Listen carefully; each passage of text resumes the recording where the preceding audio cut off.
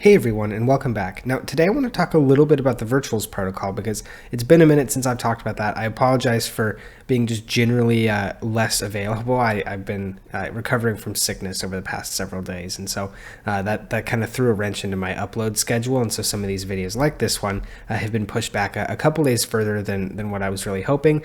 But I do think it's a good time to talk about what's been going on in virtuals lately, because we've seen a pretty strong pullback just in the virtuals coin, as well as a lot of the like ecosystem agents that we've also seen within the virtuals protocol as well. And so I want to talk a little bit about that. Is this a good thing? Is this a bad thing? Are AI agents over? All this type of stuff. We're seeing a little bit of, I think, maybe panic going on just overall in the space. And so I did want to talk a little bit about this. Also use this as a bit of an example to talk about usually what happens within the larger crypto space. It's very rotational. It does this a lot. And so I want to talk a little bit about that as well, just so, if you are potentially new to crypto, we can talk a little bit more about kind of what happens, how kind of these types of rotations play out, stuff like that. So if you are new, like I said, you'll be a little bit more prepared for next time of how to manage something like this. Usually I think if this kind of takes everybody by surprise, kind of as they're new, because they don't really understand kind of the market, how it works, all that type of stuff. But we'll go over that today as well also. But before we do that, I did want to take a quick look into crypto bubbles to kind of see that most of the market is going down. We can see that Sui is kind of back to leading the market. We'll see, if this is now Sui's rotation and Sui is now the one that's going to be kind of leading the market like we saw several months back. Otherwise, though, we can see the majority of the market red. We can see memes down pretty substantially overall, and then as well as just AI generally has pulled back pretty aggressively as well. We can see AI16Z down 17% just today. The market cap at about 1.6 billion. That's coming down almost a full $1 billion from the high. If we look, we could see, 2.5 billion close to up here. We're just above about 1.5 billion. So, things not looking super great. I mean, obviously some pretty strong pullbacks, but again, this happens, right? We know this happens. We've seen it basically everywhere. If we look at virtuals, we could probably see something very similar, 29% on the week. And if we look at the month, kind of from the all-time peak, not down 50%, but about 40-ish percent, maybe about 35%. So a decent pullback, but obviously over up, still double on the month. So things looking good there. Overall, though, we can see a pretty decent pullback just on the market overall today. We can see ICP, which we talk about a lot on the channel, just down shy of 5%. We can also see ADA, that we'll be making a video about them actually next, also just shy of 5%. Solana down here, 2.6%. I guess it's blocked by my picture.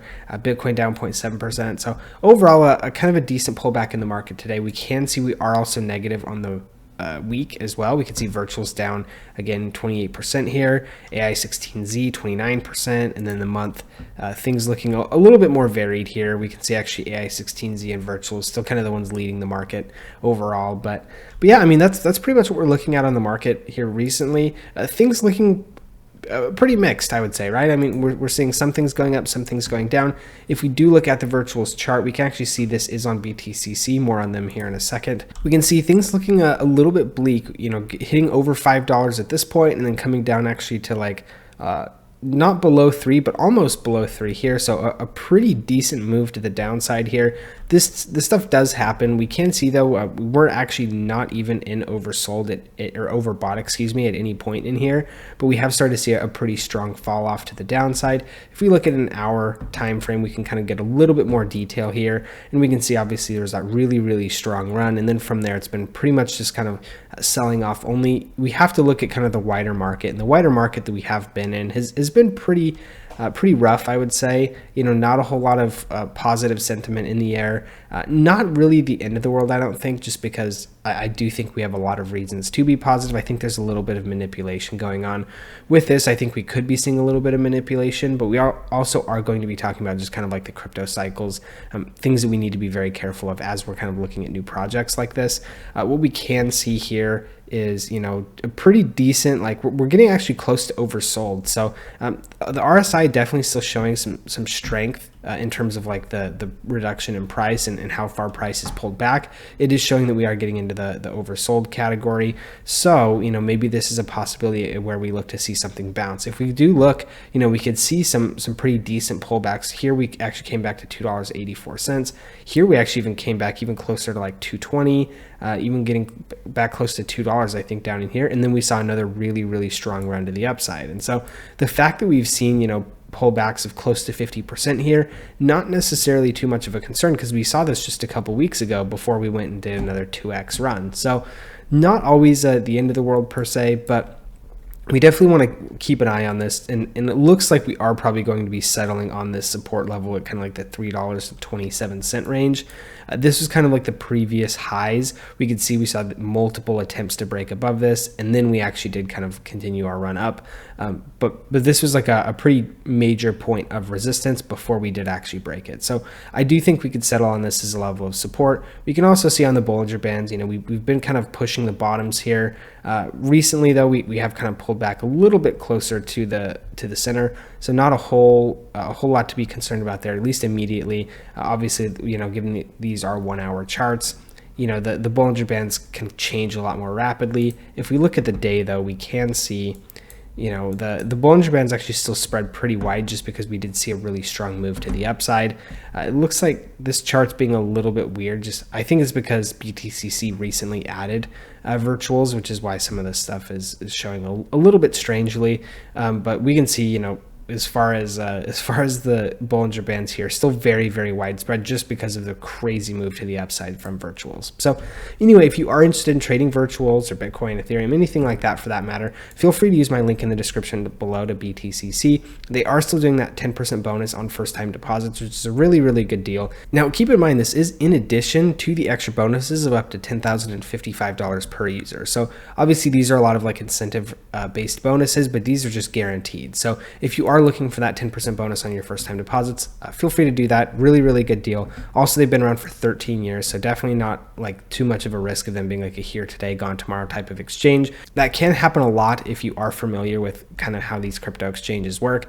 Definitely a risk there, but with this one, since they've been around for so long, it definitely doesn't seem like too big of a deal. Also 300 plus crypto futures, so if there is something that you are looking to trade, they probably have it. And then also up to 500x leverage. Again, I'd strongly discourage you using this level of leverage, just because it's pretty much like gambling, if you ask me. But if you have some sort of strategy that you think works or whatever, then obviously they do have that available to you. And then also no VPN or KYC necessary. So if that is something that you are interested in doing, or that stands out to you, then they obviously have that available. So like I said, go on ahead, check that out if you are interested in finding a new place to trade, or maybe even diversifying out from the places you already are using. So now moving on, I want to take a quick look at the virtual site, because we can see market caps on some of these really coming down pretty substantially.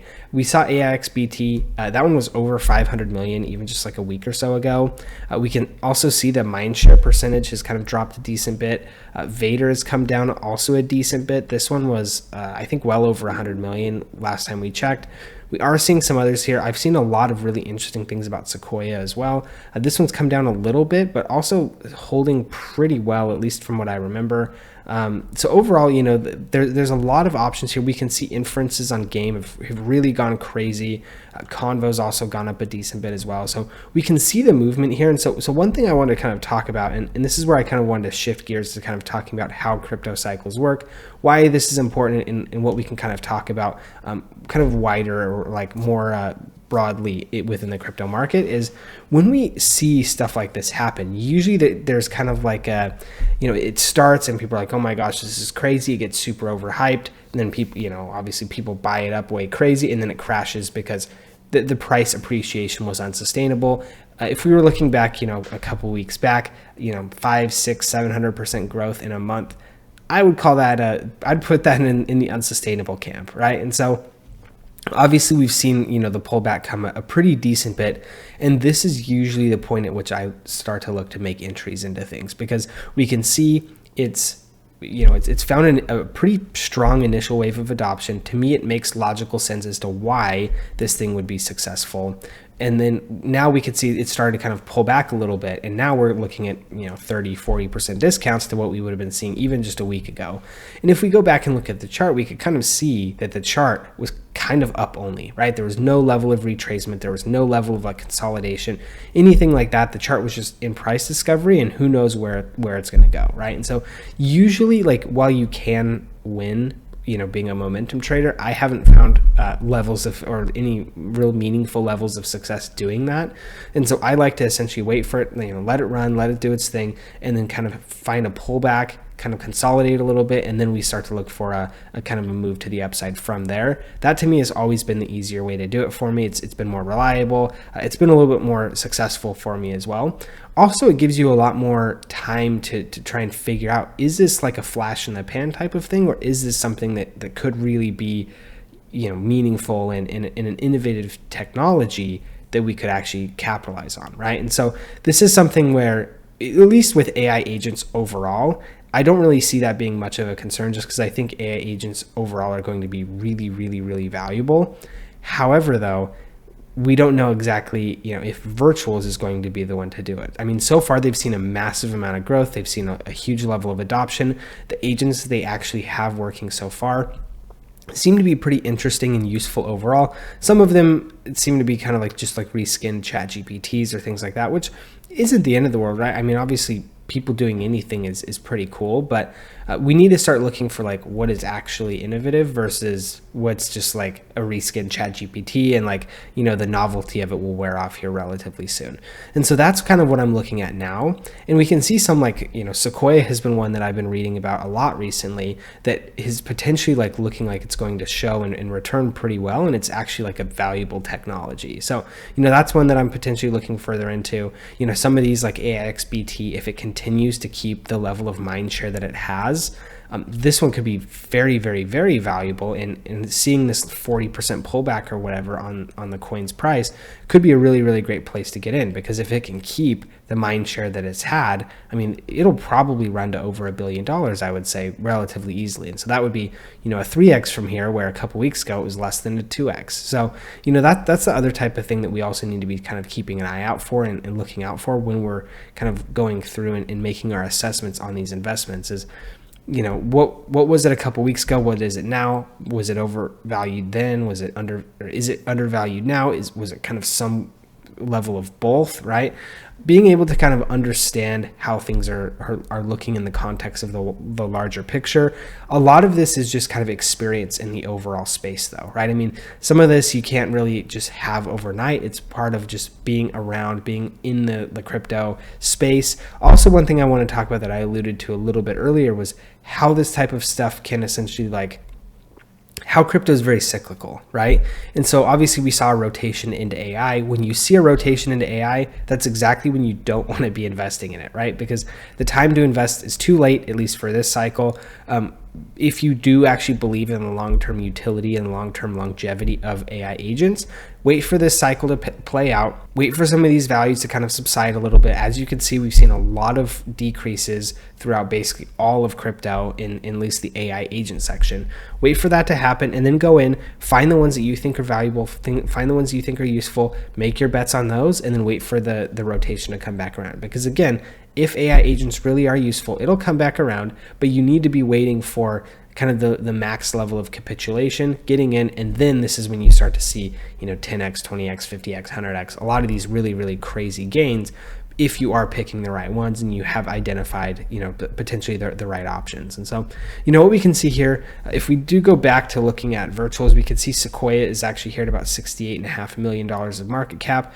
This is something that, we're probably not going to see 100x or anything like that on, but we could potentially see something like, 10x definitely doable, 20x maybe doable, 25x possible, especially if it's, because this is essentially like an AI VC type of thing. So if it continues to perform well and the mindshare percentage continues to go up and a lot of that really interesting stuff, then this could return, very, very well. We've seen Vader catch a lot of interesting mindshare as well. We've got this TVL. TVL is also something interesting here. Game, kind of the initial intention, at least from what it seems to me from the virtuals protocol, was to focus on like game AI agents or like AI bots that you could use for like gaming, right? And so, this is kind of what they've built this whole like game protocol, or this whole game agent on, is to be able to like essentially spin out more agents from what I understand.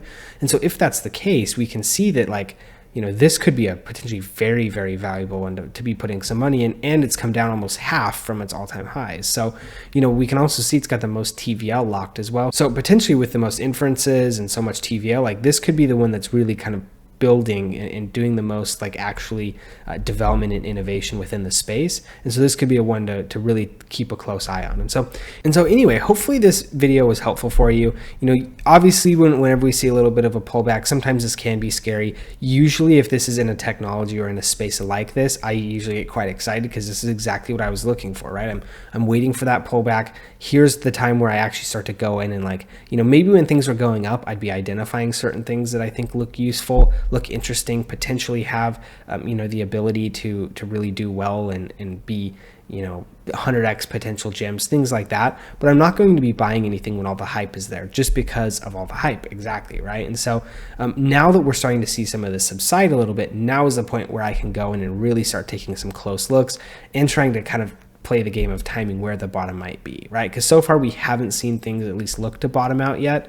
We could be continuing to go down. It's really, really hard to say. But so far it looks like kind of the tide is receding. And so now this is when we can start to go in and really pick over the really good projects and the ones that are actually trying to develop and make a difference within the space. So anyway, like I said, hopefully the information in this video was helpful for you. If it was, please do give me a like and a subscribe because it really does help. Also, if you have any comments, questions, anything like that, just feel free to drop those in the comment section below. I do try to read and respond to all of my comments. So if you have anything you want me to see, that'd be a great way to do it. Thank you guys for tuning in, and we'll see you in the next one.